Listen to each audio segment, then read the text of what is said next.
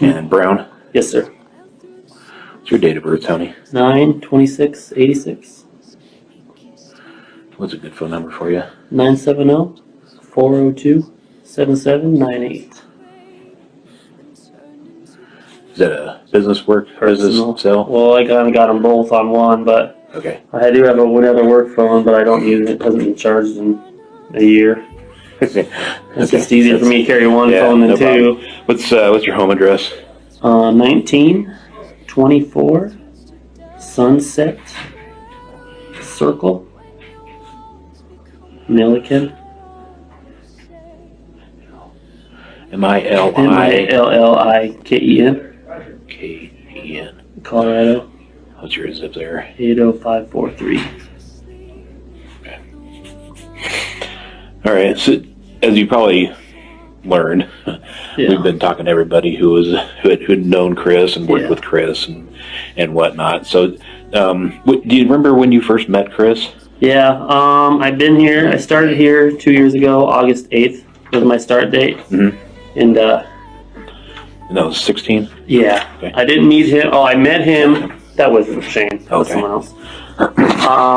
My first day, we had a conference upstairs. I didn't meet him that day, but the second day, he actually trained me for the day because I was replacing, I can't remember his name, someone Patterson. He was leaving to a new group, so Chris took me under his wing and trained me that day. So that'd be August 9th. That was the first time I met him. Okay. This reason. So we'd go through OneNote together, and he'd be like, all right, looks like we need to gauge this tank, color cut it, see how much water's in there. So we'd go over there, and he'd be like, looks like we need to equalize this well, so let's drive over there and equalize it. And he would just show me the routine day-to-day stuff on my route, whatever Jeff or Nancy had posted in OneNote to look at. Okay. So he knew how to gauge tanks, and he was training you how to do that. He knew everything. And just so I'm clear, gauging tanks means? You just check the fluid height. Usually if it's at 5 to 10 foot, it's getting ready for a load. So you just go ahead and you get on top of the tank and you have your gauge reel. It shows you like measurements. And you put like a color cut and you send it down to the bottom of the tank and you determine how much water's on there. And you don't want to send more than 10% water to the haulers. So if you gauge it at a foot and like, oh, there's a foot water, then you go on the backside and drain the water off. Okay. So we gauge tanks and color cut them. See how much water and then drain them. Okay. All right. Do you remember about how long he trained you for? That one day. That was it? Yeah, I kind of got thrown into the mix pretty fast. Yeah, really. Had you had experience in the oil field before? I'd worked with Roustabout, but it's totally different ballpark from Roustabout to operating.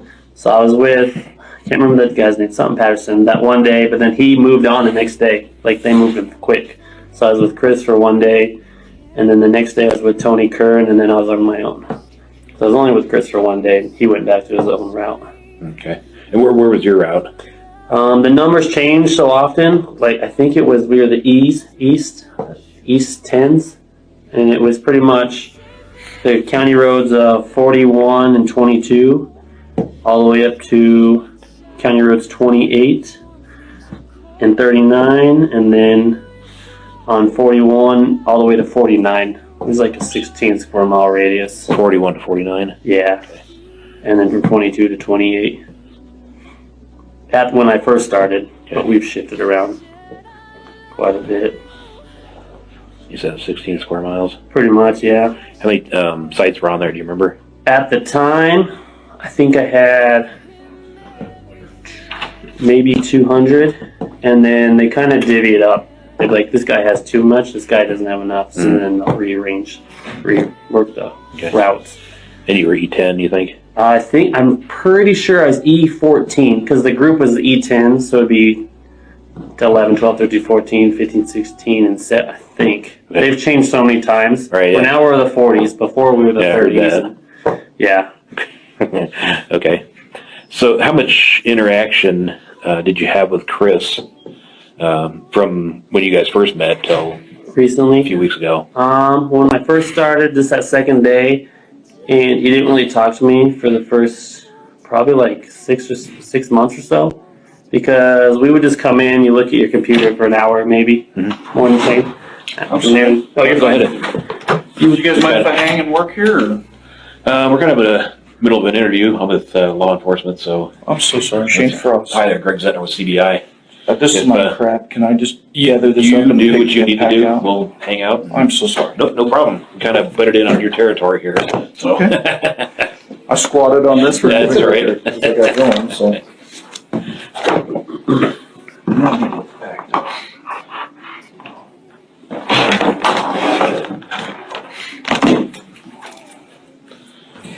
Problem with technology is you get so damn strung out. Yeah, I know. You know? Yeah, a lot of us have to carry 2 phones. So, If somebody else pokes his head in a gentleman with white hair, just tell him I moved back down to Ken's office. Ken's office? Ken's Okay, office. yeah, we'll do that. And I will get out of your guys' hair. No problem. Sorry again. That's no problem. Thanks. See you, Shane. Have a good one. You too. Pleasure to meet you. Nice to meet you too. Where were we? How long did I interact? How much did I interact with them? Yeah. So you said the first 6 months. Probably like, yeah, the first 6 months. We didn't really talk a lot. I was a new guy, and because we come into the office, you check your computer work, you check your tanks and stuff, because your connection's better here. Like, check the fluid levels, and you check the wells, see what's running, try and plan out your day, and then you just head out to the field, and we're by ourselves until it's time to go home. Mm-hmm. It's probably like the first 6 months, and then... So you didn't interact? Was that just a function of your job? Yeah, pretty much. Okay. Yeah. I mean, we kind of just... You come and talk with some people you know for a little bit, but then you're out on your own. Yeah. And then probably last summer is when we kind of started talking more often. Okay. Was there a reason for that? Well, we had the incident with the house, Anadarko did, Mm-hmm. so we shut in all of our wells. Yeah. Yes, sir. So then they pretty much just put a stop work, and our team would have more meetings and more meetings because they were changing our day-to-day operations. Like, all right, we're going to check this now and check this procedure and this for safety. So we would see each other more, and we'd be in the office a little bit more as a team. And we would just talk a little bit more because there wasn't a whole lot for us to do except for wait for instructions and then go out and check stuff for the NTO process. Right. What was your guys' interactions like? We would just hang out. He was mostly a quiet guy, but when we did talk, it was mostly about family or sports. He was big into sports. We would talk about like DraftKings and did you see this on the Rockies game or did you see that player get hurt or mostly like that. But we did talk about family a little bit here and there. What did he tell you about his family? When we did talk about his family, it was mostly about his kids. Okay. He did, because I have one son, and we would compare, hey, does your kid do this, or does your kid act this way, or stuff like that. Okay. Did he tell you about his kids much? I want to say maybe just a handful of times when we did talk about family. Okay. One kid. Remember what the kids' names were? I know there was Celeste and Belle. I honestly don't remember which one was which. I don't remember who was the older one, who's the younger one. But he would always say one of them was a fireball. She always had a lot of energy, and that one was pretty calm. Because my son has a lot of energy too, and we kind of compare. What do you do when they're going wild, or how do you settle them down, or just like day-to-day stuff like that. But with nothing too like, what's the word? Like really, really detailed about them, like stuff like that. Okay. Did you ever mention Shanann? The only time he did is when he was trying to pitch me on Thrive, because last August we were doing a weight loss competition at work. A bunch of us guys, and hey, $20 for 3 months. Let's see who can lose the most percentage. And he's like, I'm not doing that. I can't lose any more weight than I already have.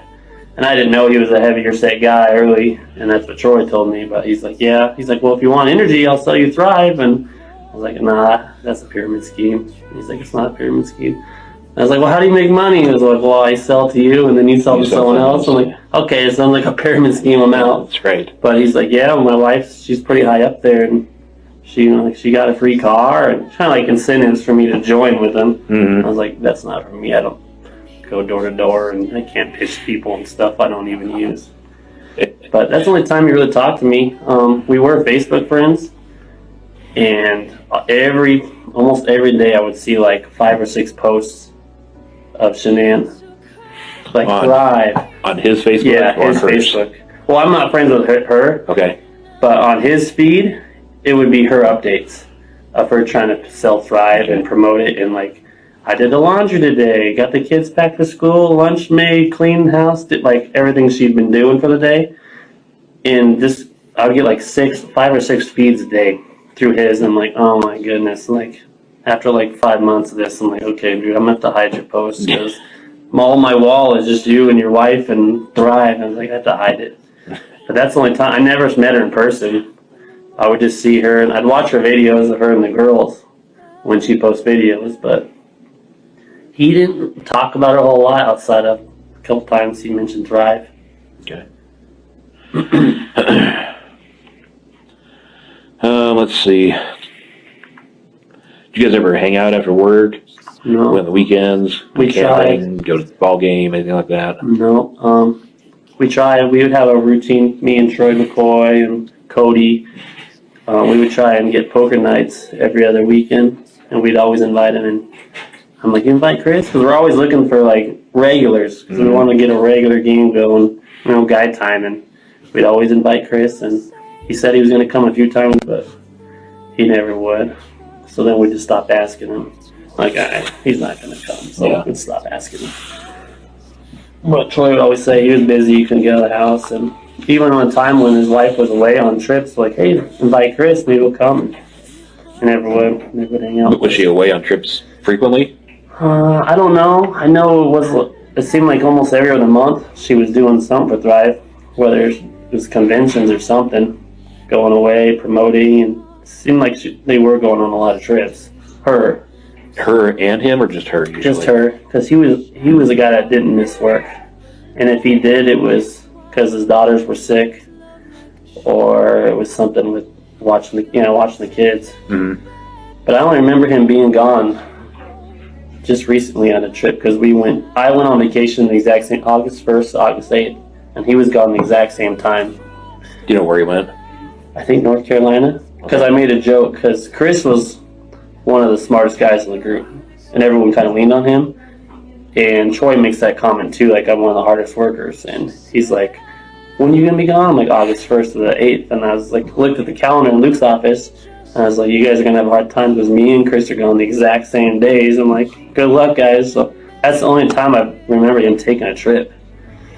But other than that, I know he'd leave early because his daughters were sick, or they did have a lot of health problems. I remember that through the years. You ever saying what those health problems were? Luke, my foreman, had said in the past, but I couldn't remember.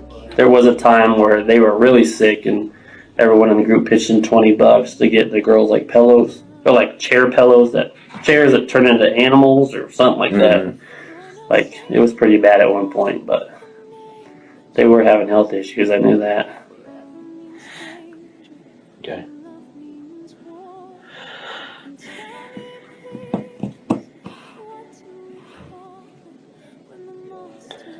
When was the last time you actually saw Chris? That Wednesday we came back the same day. I came back August. Can I look at the calendar?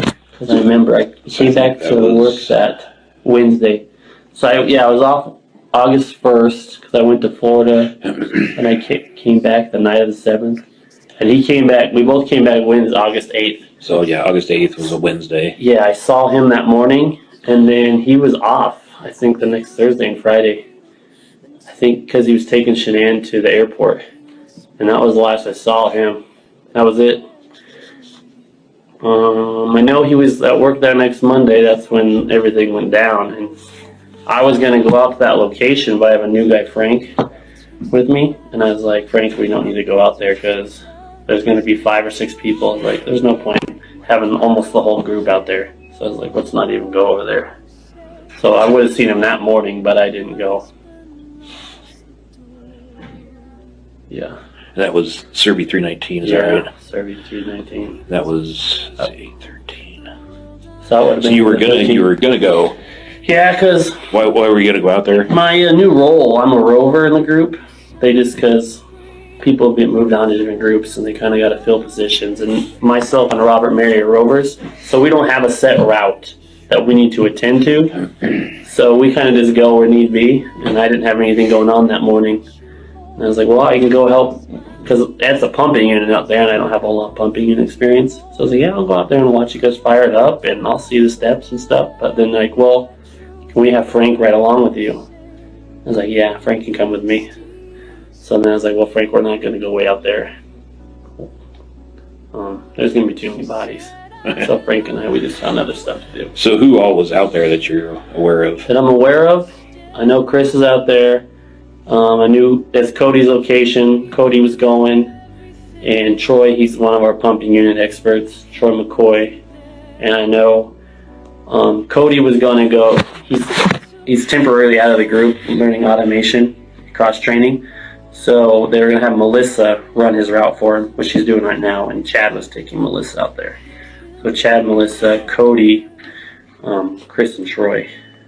Those are the 5 I know that were out there. Okay. So I told Frank. And why was everybody going to 319?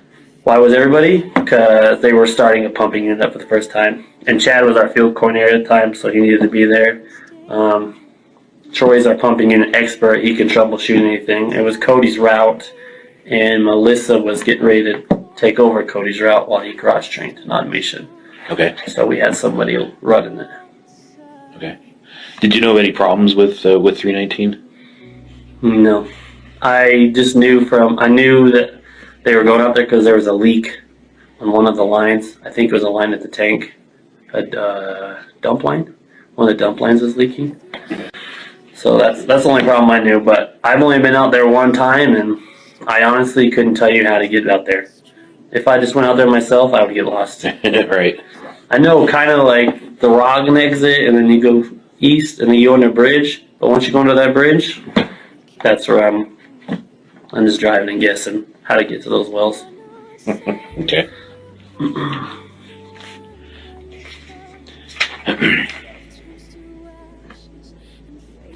Did Chris ever mention to you he was having problems with his marriage or anything like that? No, Chris never talked to me about his marriage a whole lot. I only really called Chris to ask questions about wells. That dude had a memory like an elephant.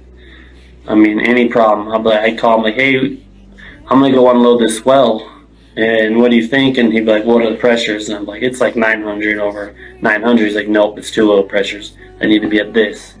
Or I'd be like, hey, I'm going to go at this facility. What's wrong? Why isn't it running? He's like, hole in the coils happened 2.5 years ago. Like, he could remember every detail, every location. It was crazy. So he was the go-to guy if I didn't know what was going on. Or I'd be like, how do I get here? And he would have the exact directions just memorized. So he was pretty smart in that, but no, he didn't really talk about Shanann or their issues. He did make one comment to me when we were at the Arrowhead Farms. It's a location, getting it ready to run.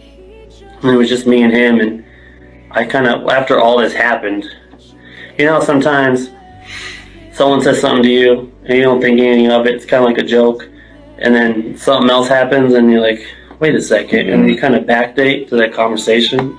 He did say something to me one time, and I kind of I was like, what the hell? We were getting ready to get this facility up and running. It was just me and him, and that morning at the office, Troy was like, congratulations, man, as Chris walked in. No one knew what they were talking about. And then Chris was just like waving his hand like 3. Like, yeah, 3.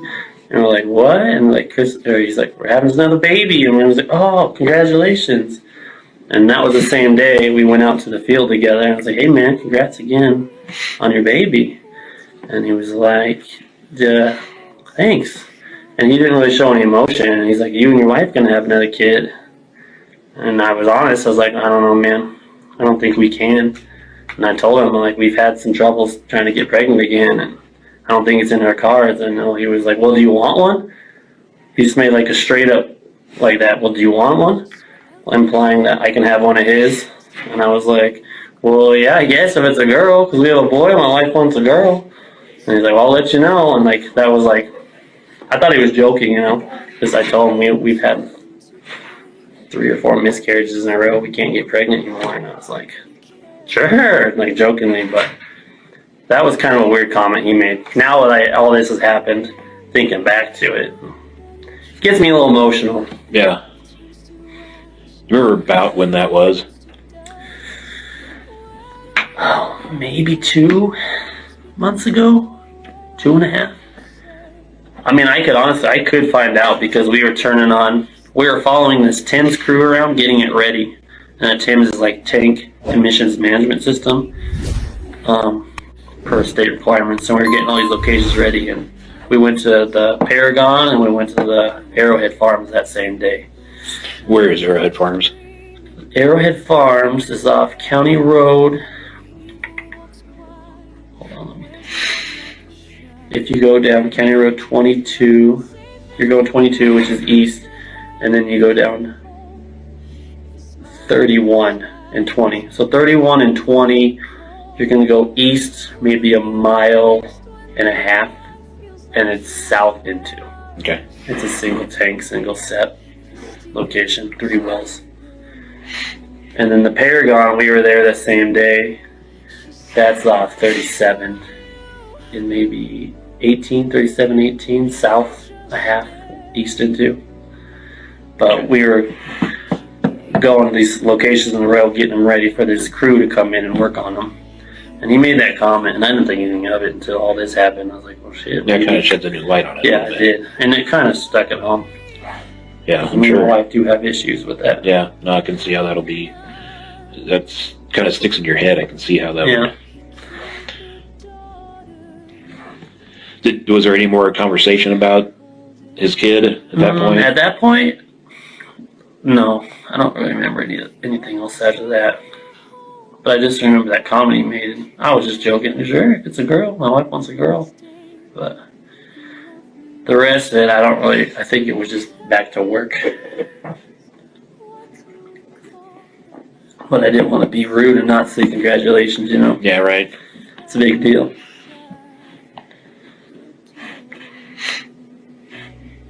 But other than that, it was mostly football, sports talk, and fantasy football talk, and just random BS, and small conversations. Did you ever talk about going to the Rockies games or Bronx game or anything like that?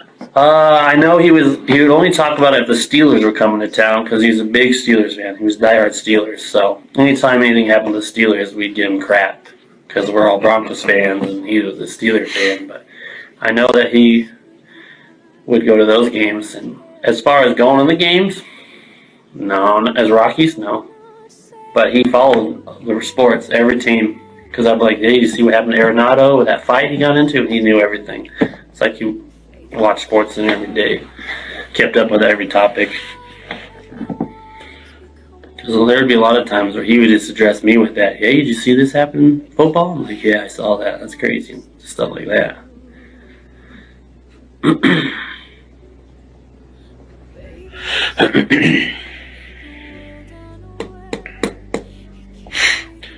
So he recently lost a lot of weight, is our understanding.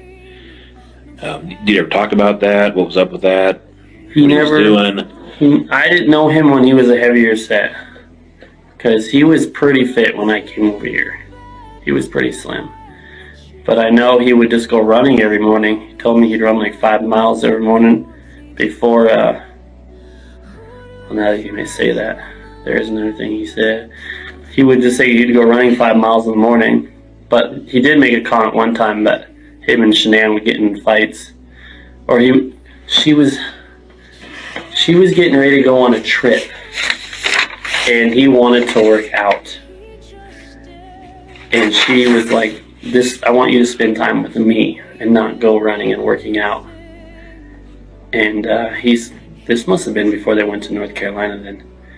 Because he was like, yeah, now that Shanann's gone, I can start working out again. And I was like, oh, she won't let you work out? And he's like, no, she's getting mad because I wouldn't spend time with her. And I just wanted to run in the morning. And he's like, now I can run without getting in trouble. He did make that comment. That's the same day as the baby talk. Same day? The same day as Arrowhead Farms. Now that you say that, he did say that. He's like, I can finally exercise without getting in trouble. But yeah, I know he would go running in the mornings and before work. But he would always eat healthy. He's always a healthy eater. Because we have monthly tailgate meetings. We usually go to Ben's Pizza. It's over in Hudson. And Luke will buy everyone their own personal pizza. And that was the only time I'd ever see him eat junk food. Other than that, he would always eat healthy. So, but I didn't know him when he was a heavier set guy. And he would jug water like crazy. He would drink like 2 gallons, 3 gallons of water a day. Never seen someone drink that much water.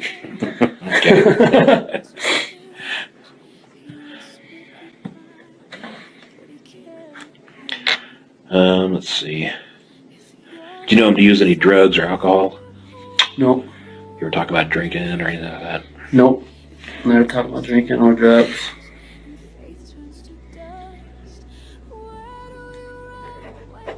Water and Thrive. That's all I heard about him drinking. Water and Thrive. So, and protein. Is there like a protein shake or mix or whatever they have? They have Thrive? all kinds of different Thrive supplements. There's different flavors and shakes. Because I'd be like, "What's the flavor this month?" And he'd be like, "Coffee" or whatever. And it's all like you mix it in protein. That's all he would take. But as far as alcohol, I don't know. Okay. No drugs, marijuana, anything like that you're aware of? No. Do you guys get tested for marijuana? Randoms. Last like 4 months or so, they would have meetings, and they would just shut the door, and whoever's in there, it's randoms. And if you had any, it's like 0.001 on you, you're gone. Fired. Yeah. There's zero tolerance here. They're just trying to clean up, Yeah. But I don't know if he ever got tested. I know I didn't get in any of those meetings or tested. I don't know anyone that got fired. I know people that got fired, but I didn't know them. But so Monday the 13th, you were gonna go to 3:19, but you didn't. Yes. And the rest of the day, did your path happen to cross with Chris at all? No, it did not. Nope. That was probably been Tuesday, because I had no clue. Because I was in Luke's office, Luke was at his desk, Chad was sitting there, and I was just standing there talking to Luke about some stuff, and I don't remember what I was talking about. But Chad called Chris, and I heard Chris talking to Chad on the phone, and he's like, "Oh, I was already headed out to 319." And I was like, "Dang, that's freaking early." I was like, "Why is he going out there so early?" Because he would always come into the office every day. So that's Monday morning? Yeah.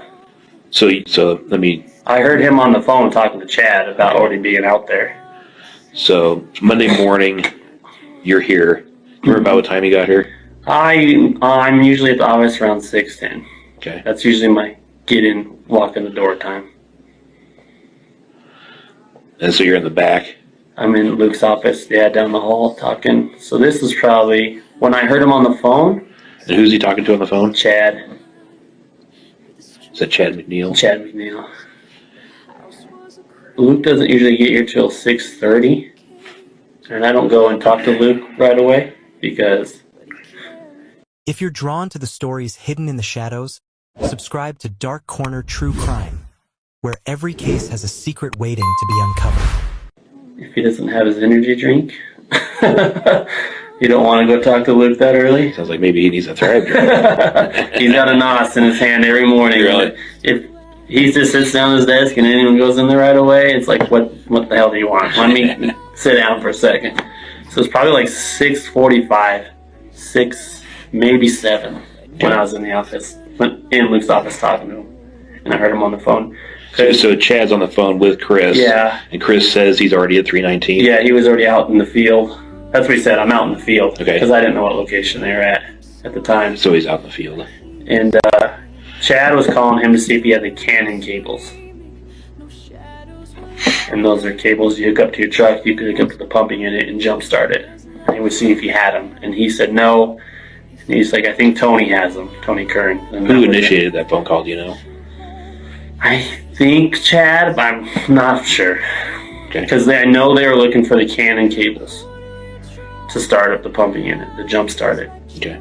And I remember saying, no, I don't have them. I think Tony has them, Tony Kern. That was about all I remember from that phone call. Okay. But you knew that Chris was out in the field already. I knew he was in the field. And that's unusual for him to be out there? It was very unusual. Yeah. He's always in the office. He's usually like a 6:15 to 6:30 guy. He's in office sitting next to us. Because there's usually always myself and Tim. Well, maybe it wasn't Tim. It's usually myself and someone else sitting in there, and then Chris is usually the third person to walk in. And I'm like, yo, what's up? And then he fills up his jug and sits down and looks through wells and stuff. But yeah, Chris was always the third one in the group to sit down in that room with us. Okay. Do you remember any other day since you've been with this group that he went straight to the field? Never. Okay. Because he'd never do that.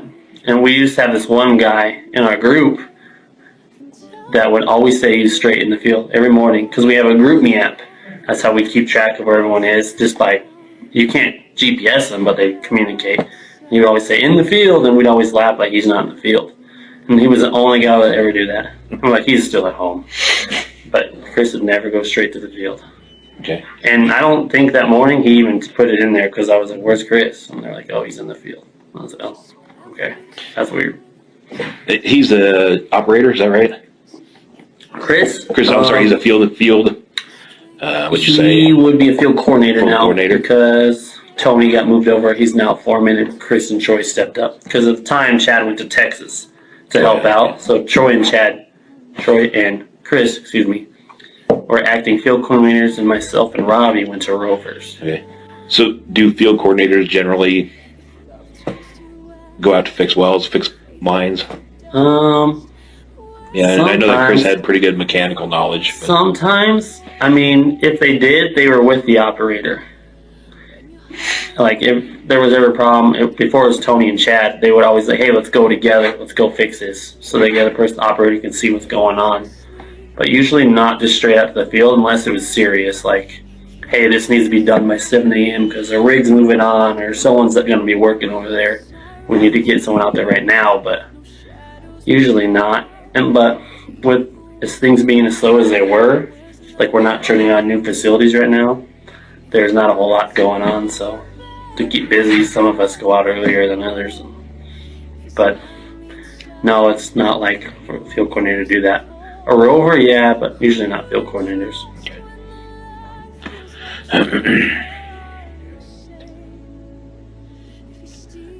So is that a field coordinator's job to go out and... I wouldn't say it's necessarily his job, but it's more of the operator's job to go fix that stuff. If the operator doesn't know how to do it or doesn't feel comfortable, then he can have whoever, another rover or a field coordinator. Field coordinator is pretty much just to watch over the field and will help out where they're needed, but to make sure people are doing their jobs. Okay. And then the rovers are the freelancers. So it's like operators at the bottom, and they call the rovers first to come help them out, and then they call the coordinators to help out, and then up the list, depending on the severity of things.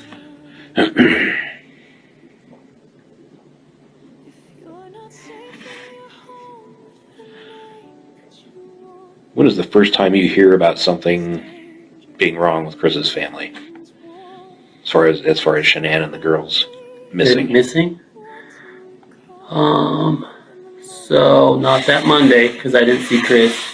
And then Tuesday on the group meet, Luke sent out a message saying Chris will not be in today.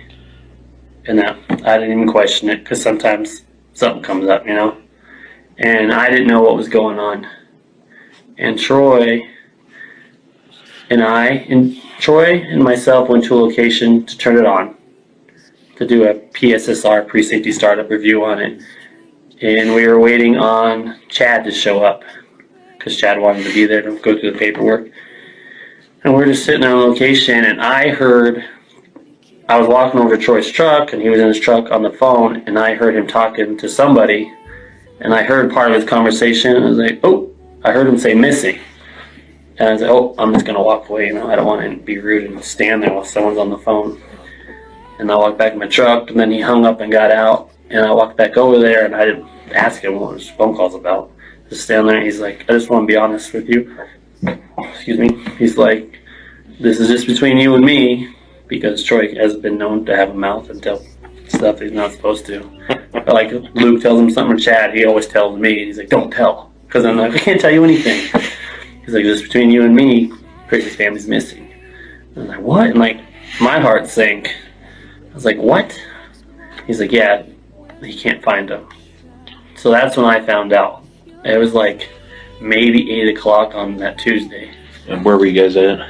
We were at the Roland, ROLAND /Arndt location, Roland /Arndt, 28-4. And then I was like, dude, I was starting to freak out and panic. I was like, I don't even want to work today now. And he's like, it's going to hit the news. He's like, Chris said they're going to interview him for the news here pretty soon. And he's, well, who's on the, I go, well, who's on the phone then? He goes, that was Tim. Tim saw it on Facebook. Like a post came up. And I had been on Facebook for like 6 or 7 months. I just got off of it. I was just aimlessly scrolling, wasting my time. And me and my wife got off of it. I was like, no shit. So then I was like, I got back onto Facebook and started reposting it. I'm like, hey, please help find my friend's family, you know, which I feel like an idiot for. And then I ended up deleting Facebook again once I found out the news because I didn't want to have any backlash. Because I was saying, yeah, he's a really good guy. I work with him. Please help pass this on, you know.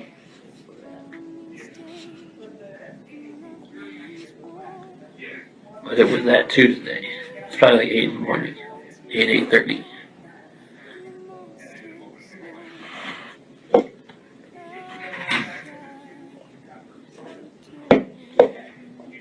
Did you and Troy talk about it? Yeah, we talked about it. And he said, between you and me, he's like, Chris and Shanann have been having some issues. I was like, really? I was like, I never would have suspected that. He's like, no, but he said Chris has been sleeping on the couch a lot. And Chris has told him that they were having some issues, but nothing serious, because Troy offered. He's like, if you want me to come to my house, place to stay in, it's fine. He's like, no, it's not that bad, just arguing. And Troy's like, well, Chris said that she took her wedding ring off and left it on the counter. And I was like, oh shit. So we start speculating, you know. Yeah, that's what people do. We're like, well, she got so mad at him and took her ring off the counter. Maybe she just fucking left. Sorry for my language. No, you're good. Maybe she took off. And I was like, maybe, well, she was in North Carolina for, I don't know how long she was gone for that time. Because I know she was by herself out there for a short period, and I think he went a little bit later, something like that. I was like, maybe she was planning on leaving him. I was like, maybe she met somebody on her Thrive trip, because she would go on Thrive trips so often. I was like, good possibility she met somebody on her Thrive trip. She came back home, knew he was going to work, and she took off. And Troy was like, well, that's the thing. They looked at the cameras on, you know, the doorbell and the neighbors, and they didn't see nothing. I was like, well, that's a clean getaway, man. That she probably slipped out the back. And he's like, well, they didn't take any clothes or anything. He's like, not even the medicine. And I was like, well, she's been planning this whole time. Maybe she's been stashing money, you know. Well, that's what we got from her leaving the wedding ring on the counter. And he's like, it's a $10,000 wedding ring. That's what Troy said, but I don't know. I never saw it. But so I was like, best case scenario, she left him. Took the girls and left him. But that's all that we could speculate on, because we never saw that coming from him. Never. Not. I would have put anything on it said, I haven't seen 1 ounce of violence in that guy. He's always calm, he's cool, collected, super smart. I've never seen him get angry. I was like, something happened and maybe she left. And that's when I started sharing it on Facebook, please help find my friend. And then when you see his interview, and we had a meeting with the group before we knew what everything that went down. And we're like, everyone in the group said, we watched his interview, and they're like, that's Chris. That's just Chris. He's always calm. He doesn't show any emotion. If he laughs, he barely laughs, like a little snicker, you know. But we're like, we thought that was a nervous laugh, like, because he's not a big people person. If he doesn't know you, he really doesn't talk to you. Unless over time, he slowly starts to let you in. But when he made that little laugh on the camera, I'm like, that's just a nervous laugh. I didn't think anything of it. But, I just never would have guessed that was going to be the result. What about this part is upsetting you so much? I think it's the daughters. In my head, I visualize everything. That's okay, take your time.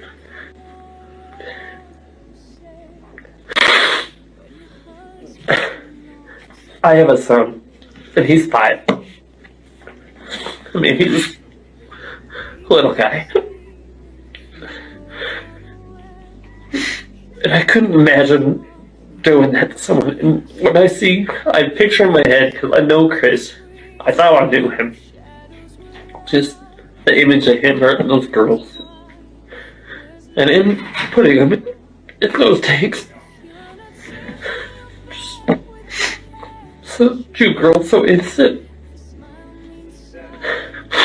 So it hurts me. And no one, over the last 4 years, my wife and I, we've lost 3, I can't count it. It's 3 or 4 miscarriages. We can't get to 8 weeks. And there's people out there that would, do anything to have a kid, another kid, and they can't. And then someone does something like this. Just take their kid's life. Sorry, it's...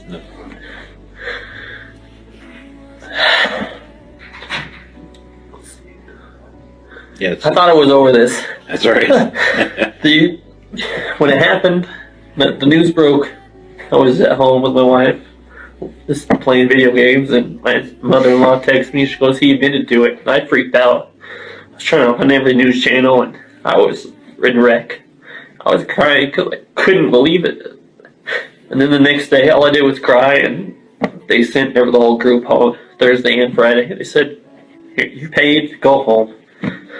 And over the week, the first 2 days were the hardest, and over the week, I stopped. I thought I purged all this crying out of me. I've been following the articles and learning new details because it's so close to home. Just because I knew him, I talked to him almost every day after he knew me, and we worked together. And just the fact of him shoving his daughters in that thief hatch that's that big. I don't even know the diameter of it. It's just, that hurts me. And people, the first day, were attacking him on Facebook, and I was getting so angry. I'm like, he didn't do it. He didn't do it. You guys don't know him. And then when it came out, it's my emotions are split. I don't know how to handle it. And I thought I'd gotten over it.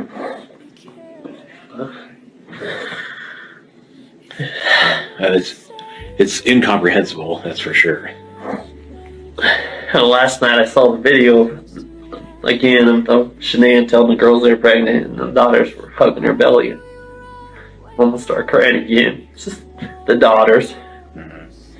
That's what hurts the most, I think. I didn't know Shanae. I never met her. I just saw the video. She seemed like a nice person, but I feel bad for her and the family. Just the whole daughters and everything. It really gets me. 5-year-old and whatever their ages were. It's not fair. Okay, I think I'm back. Okay.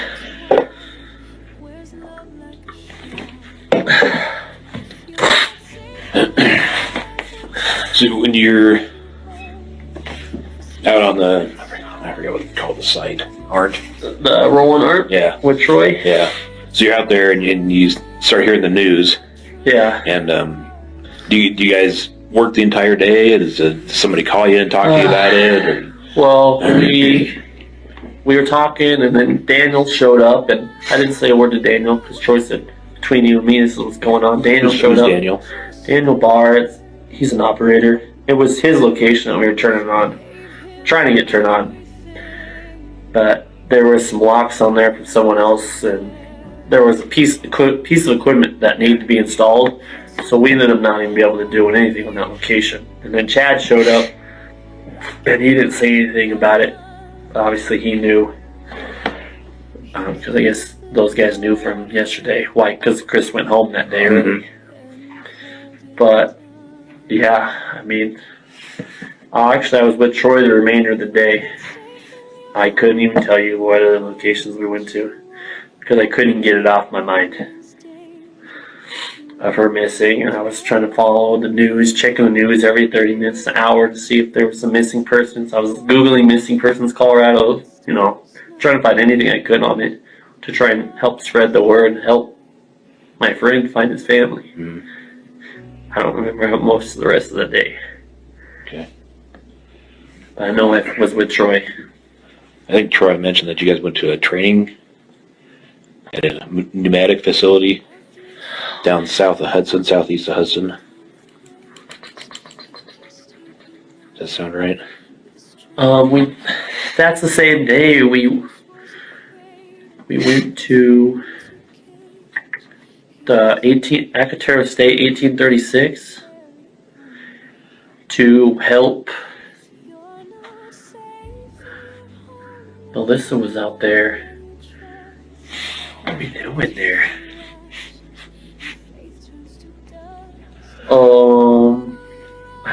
I honestly don't remember, but I know we did have a training in that time frame. I think it was a Tim's type deal. Honestly, I can't remember. Yeah. I can't remember most of that rest of that day. Because I remember I kept checking my phone. I remember trying to post it and find anything, spread it.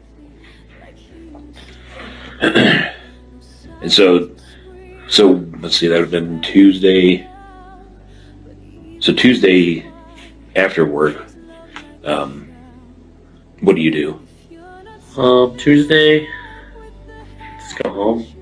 Okay. I usually just go. I don't do a whole lot. Were you on Facebook some more? I was scrolling Facebook. I was looking. I think by the time I got home, it was already on Facebook. A couple of Shenan's friends posted pictures of her and said, "Hey, please help out my friend." And I was sharing that post, and then my friends and family were sharing it because I said, "Help my friend." And watching the news, and then that same night, I think the news came out of his interview, saying, "Look, help! I want him to come back and home." And I was just trying to follow it. Did you talk to your wife at all about it? Yeah, What did she say? My wife didn't know Chris at all. She knew of him because I talked to her, about all the guys I work with, and I was just like, "Hey, just try and watch out for the news. Keep me updated if you see anything." And I was telling her same thing I did with Troy. I was like, maybe this happened or this happened. I was like, I don't know what's going on. I was like, Chris did not do it. And she watched that interview and she didn't believe what she was saying. She's like, I saw him laugh and smile, and she's like, that seems fishy. And I was like, no, that's just him. He's just an awkward person. He doesn't like talking to new people, let alone the country, the news, the state. I was like, but I can't remember. Was it Wednesday night that they broke the news? He confessed. I think it was Wednesday night. Yeah. It was like 10 o'clock Wednesday night, and that's when I didn't even go to bed till like 5 in the morning because I was crying and couldn't sleep. And we came in Thursday for a meeting with Ken and the whole group, and they brought a counselor and helped talk about it. Then they sent us home. Well, Ken actually escorted us. He got us a ride home because he's like, I don't want you guys driving. That was pretty tough. But my wife and I, we would just keep. She sent a new article. She sent it to me. She's like, "Did you see this? And did you see that?" But she never knew him. She never met him. She only knew of him because of Thrive. I was like, he's trying to get me on Thrive, pyramid scheme, and that's all. But And you didn't have any contact with Chris on Wednesday or Tuesday at all? no, I didn't text him or call him or anything like that? You know what? I was gonna call him because there was something wrong with the location, and I was like, I don't know, but I know who knows the answer. And I was talking to Luke with him, like, I know Chris knows the answer, and Luke's like, you know what? Why don't you give him a call? Maybe he would like to, talk about something else, get his mind off things. And I was like, I don't feel comfortable calling him. yeah, that well's not running, big deal. My family's missing. I'm like, that's why I didn't call him, or I didn't even text him. Okay. I wanted to, but I didn't. I don't know how to handle that stuff, you know. I could have said I'm sorry, you know, but I didn't want to bother him. Mm. Okay.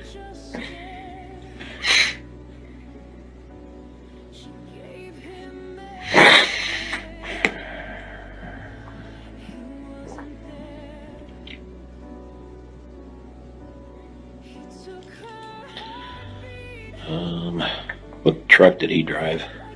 He drove an Anadarko truck, Ford. Is that an F-250? I think it's a 150. I'm not sure, to be I remember honest. what color it was. It was like a brown, dark brown. Okay. And they all have GPS, right? Yeah, Okay. they all have their GPS, GeoSite, which it tracks everything. It tracks how fast you're going, if you're talking on your Bluetooth while you're driving. Anytime you're talking on your Bluetooth, it tracks it, or location, and seatbelts on, and all of that stuff. That stuff gets reviewed pretty closely, right?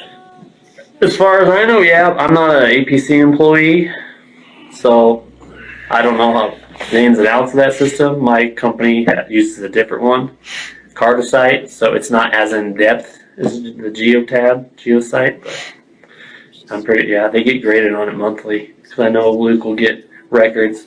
They get graded like, oh, you got an A+, you didn't have any hard breaks or speeding or stuff like that. But if I took my truck and I went somewhere at, I don't know, 11:30 at night, Yeah. that's going to show up and they're probably going to get talked to about it. Yeah, it'll send whoever's monitoring it, I don't know, but someone's always keeping tabs on that stuff, where you're going. Yeah. Okay. So something unusual like that is probably going to prompt an inquiry. Mm-hmm. Yeah. You can't take your work trucks anywhere, really, if you're not working, because someone's monitoring it. Okay.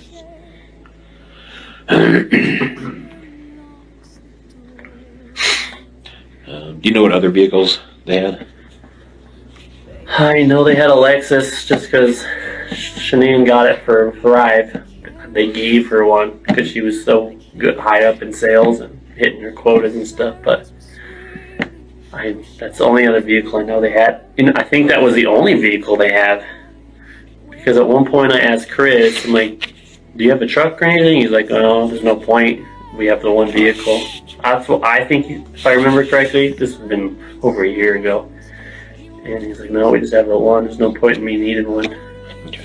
But I know they were looking into getting a Tesla, because I guess he was hitting his goals for Thrive, but I know he didn't even sell the Thrive. Shanann was selling her portion, and she was selling his as him. Okay. So he was getting points too, and they were looking at another Lexus or a Tesla. He's like, yeah, I'm on pace to get either one of these vehicles for free. So I don't think he ever got it, because I never heard anything else about it. But. Okay. Do you remember they were talking about any other vehicles they had? No, just that white Lexus.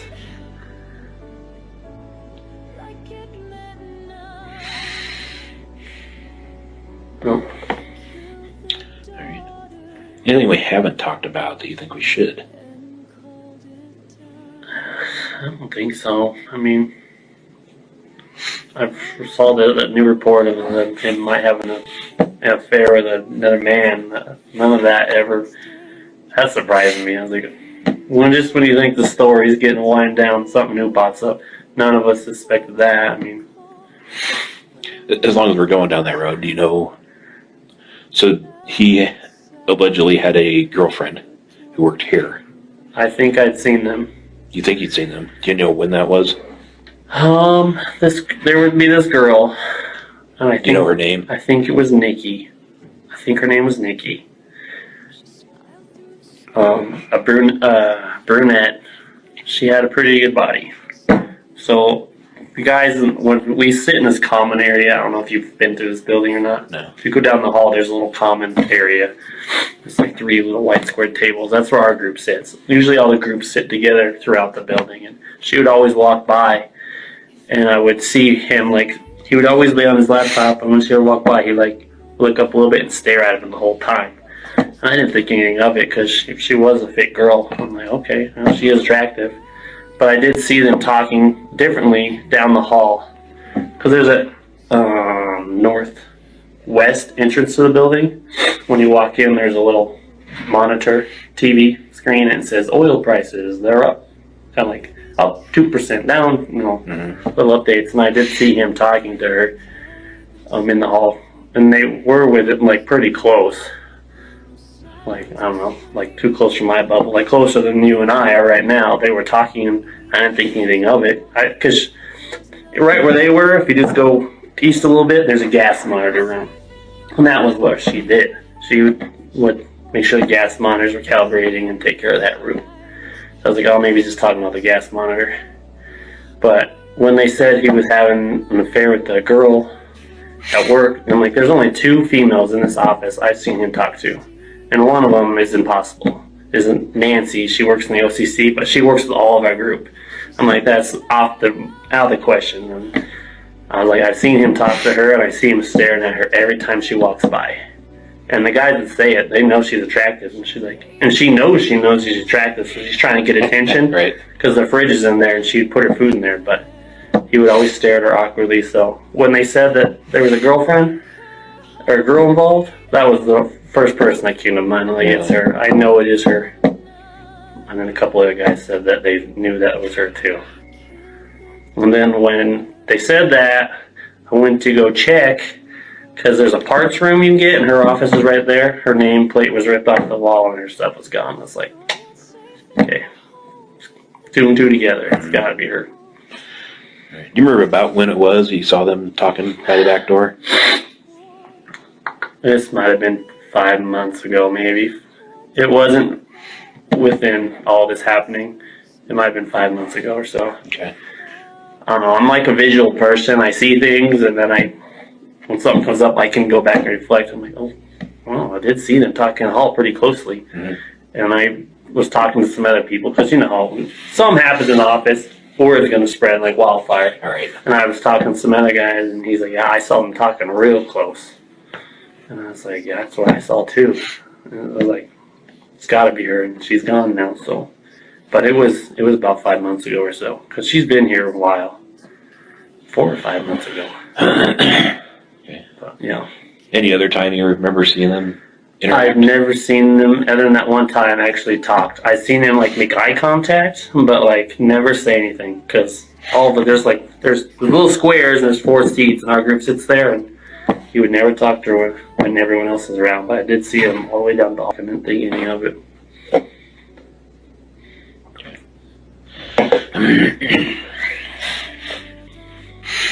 But I would never suspect that they were dating or anything. I honestly thought once 2:30 hits, usually all of us check out, and that's it. Like, he would make his phone calls, because as a coordinator, you can't leave until all your guys are out of the field. And he would call, hey, you almost done? Because sometimes I'd be a little late and I wouldn't check out. Or they'll say, hey, how's everybody doing? If you don't respond, he'll call, hey, are you okay? And we'll make sure you're okay and make sure you don't need help or anything. If not, like, all right, you want to check out, or are you almost done? Like, yeah, I'm heading out. And then we are heading out, so he can check out. But once checkout time, we didn't really talk. We made a text once or twice later in the night, but it was like fantasy football stuff.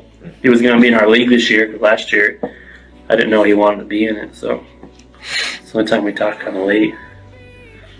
Okay. You never mentioned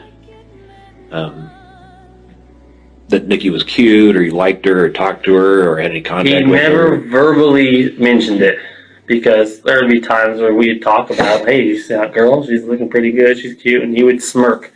He'd like, like, you know, he'd never verbally like, yeah, I like her. She's hot. He never did that. So when we found out it was her, like, oh my goodness, this whole time, he's probably been hooking up there, and we've just been making comments saying she's attractive and stuff like that, but he never confirmed anything, or he kept quiet. Yeah.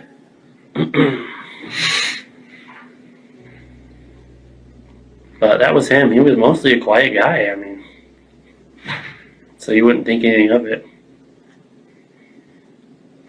Okay. All right. Yeah, if you can't think of anything else, let me put my cell phone number on this. All You know, I mean, off the top of my head, I mean, the only thing that really did backflash me was that old "Do you want one?" comment. Like, do you want one? Yeah. That kind of. I don't know if it has any weight to it or anything. You know, maybe he was joking, but looking at everything now, maybe he didn't want to have that baby, and he was serious. But as serious as when he said it, because he just found out they were having a baby, so it was relatively fresh news to him. Was he one to joke around much? Did he make smart little comments or anything? He like would that? make like witty comments, but just about random things, nothing like serious. Yeah. Yeah. He was smart. He would have smart